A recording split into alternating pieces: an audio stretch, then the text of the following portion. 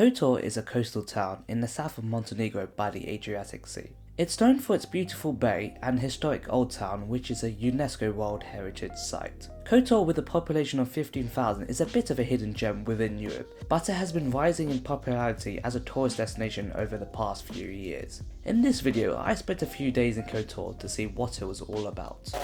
So I flew into Tivat Airport, which is about a 10-minute drive from Kotor, and just checked into the villa I'm staying at. I've came with quite a lot of people, so we've got quite a nice villa right by the Kotor Bay.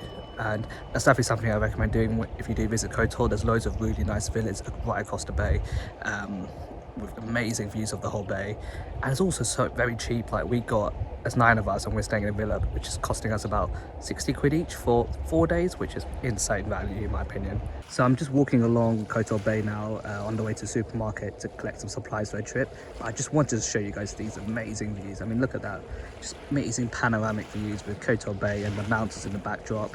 Definitely going to take some good photos from this, and hopefully I can get my drone out at some point to get like really nice drone shots of the whole bay area. I'm in Montenegro during the first week of April, so it isn't too busy. I got told by my cab driver that the main tourist season is between May and September, so slightly off season, so it's relatively quiet around here, which is quite good. The weather's not too bad, it's between sort of 15 to 20 degrees.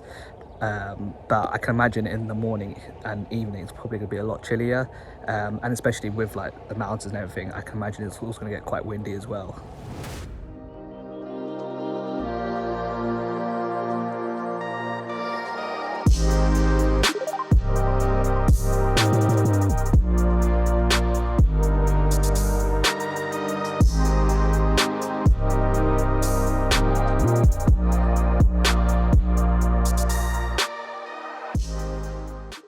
Morning guys, welcome to day 2 of my Kotor video.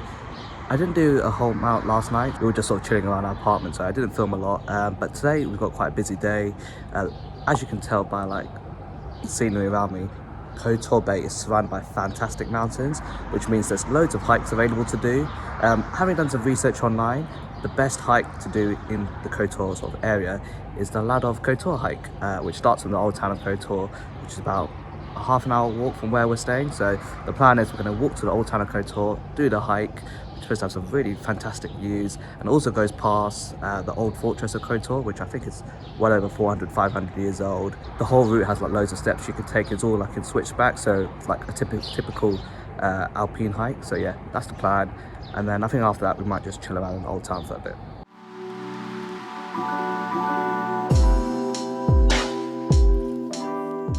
So we've just reached the old town of Kotor. That's the sign, there's the gates just through there, and the hike should take us up to the fortress, which you can sort of see just on the top there. I believe the hike just starts after this one.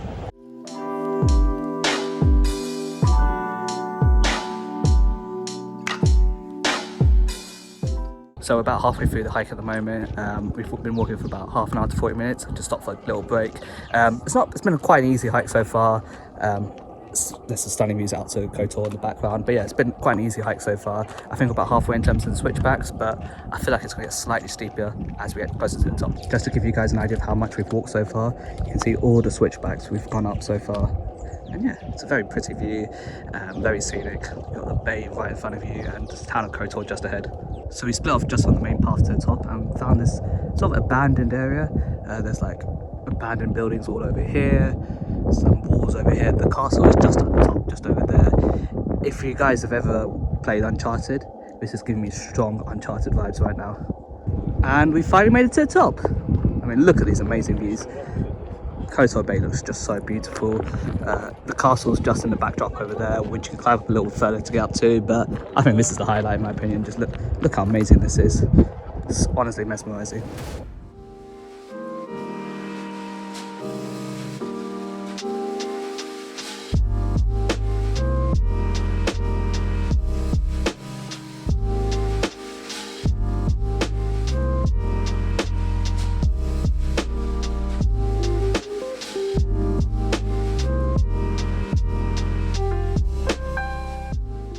finally made to the top of the castle.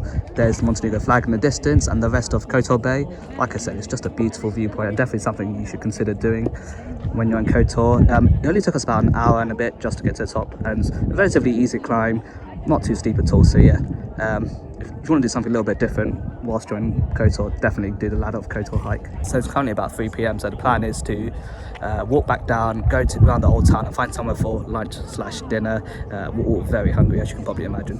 Just on the way back down the hill, and I wanted to show you this view of Old Town.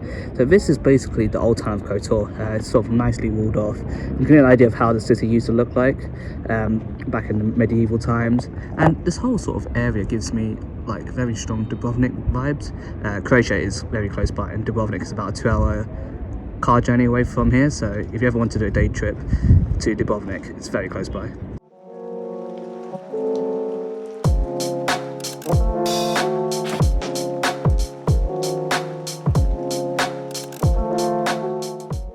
Just walking through the old town of Kotor at the moment. As you can see behind me, it's sort of loads of like white marble buildings, loads of narrow streets all over the place. It's a bit of a maze actually. Like I said earlier, it gives me very strong vibes to Dubrovnik. Sort of same sort of medieval city with like loads of like white marbles, narrow streets and whatever. But yeah, it's definitely worth visiting. It's a lot smaller than I thought it was, but there are loads of restaurants and shops, and it's not quite busy at the moment in April, but I can imagine during peak travel season, like in the summer, it'd be a lot busier with way more people. If you are staying near Kotor or in Kotor, you definitely need to check out the old town at some point during your trip. Good morning, it's day 3 of my Guide to Kotor video. Didn't do a whole lot last night after dinner, just sort of came back and chilled. But yeah, woke up today and thought to go for another walk. The problem with Kotor is, whilst it's so beautiful, so scenic, so sort of idyllic, there isn't a whole lot to do in terms of activities. Yes, there's beaches and stuff, but because of the time of year we're here, it being April, the water's still quite cold, so you don't really want to spend more than like 10-15 minutes inside it, otherwise you're just going to end up freezing and shivering to death. So yeah, it's a bit of a catch-22 situation. Yes, it's very quiet, but everything's a bit too cold, and a lot of like the touristy sort of attractions and activities are still closed. Like I said previously, the main season, tourist season here starts in sort of mid-May, so yeah, there isn't a whole amount to do, but I guess it's a good place to come if you just want a bit of a break. It's just good to come here. Fantastic scenery, food seems to be super cheap here, and everyone seems to be super friendly as well. Today I decided to walk in the opposite direction from Kotor, sort of up north. In the distance right ahead of me you have sort of the Bay of Kotor, which leads right into, so just past that mountain on the left hand side, it sort of turns, the bay sort of turns around and leads right into the Adriatic Sea. Just to give you context of where we are, in sort of that direction is Serbia, and then behind me is Albania, and then sort of down there is Croatia. I think the plan for the rest of the day is I'm just going to sort of go for a nice stroll around the bay.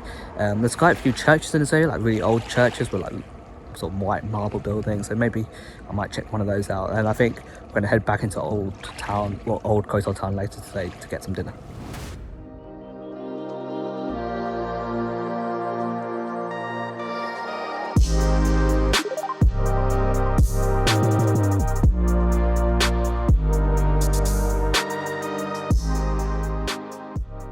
I've just reached the other end of the bay, which you can sort of see behind me. It's very beautiful, but there isn't really anything much different about it. I'm just seeing the same bay, just in different angles. And yeah, like I said, it's very idyllic, very quiet, very peaceful, very beautiful, but there isn't a whole lot to do here. So yeah, I feel like if you are going to do Kotor and you're someone like me who likes to sort of go out each day and go on hikes and stuff, it might be worthwhile renting a car so that you can drive around and sort of do all the different hikes in the region. Montenegro and sort of this part of the Balkans are very mountainous, and there are loads of hikes available to you, but it's quite hard to get from hike to hike unless you want to walk like 4 or 5 hours, and that just will be wasting your time. And public transport isn't that great around Montenegro either, so if you are going to do Montenegro, I'll probably recommend hiring a car. I'm going to walk back to the villa and maybe jump in the lake for a bit before heading out for dinner. just got changed. We're about to head back out, back into Old Town.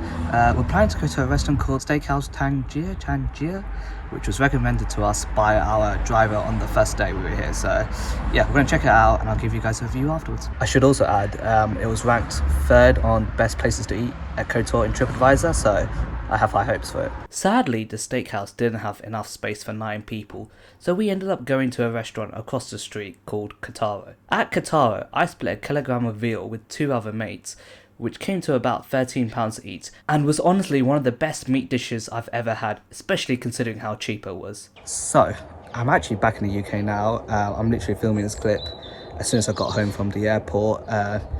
Didn't really do much the whole day, and I was in a bit of a rush in the morning trying to get to the airport. We had quite a fairly early flight, and once we got to the airport it was way too crowded and way too busy to sort of film. Tivat airport is a very small airport, so yeah, I couldn't really film an outro there properly, so I'm doing it now. But yeah, overall it was a very good holiday. Kotor is a beautiful place. It's also very cheap. Like food, taxi and all those kind of stuff is like way cheaper than it is like sort of rest of Western Europe, and you get like fantastic views as well. Like I said earlier, the only problem with Kotor is that there isn't a lot to do. So it's okay if you want a holiday where you sort of just sit by the pool or sit by the lake and relax and take in some good weather, but if you're like me and you like sort of going about and doing different things and seeing different things, it's not really the place for you. But yeah, I hope I've given you guys a good review of Kotor and given you a glimpse of what few little things you can do whilst you're here. If you do decide to come here as a result of this video, make sure you let me know in the comments below. But yeah, I hope you guys enjoyed this video. Make sure you like, subscribe, do all that good stuff, and I'll see you guys very soon.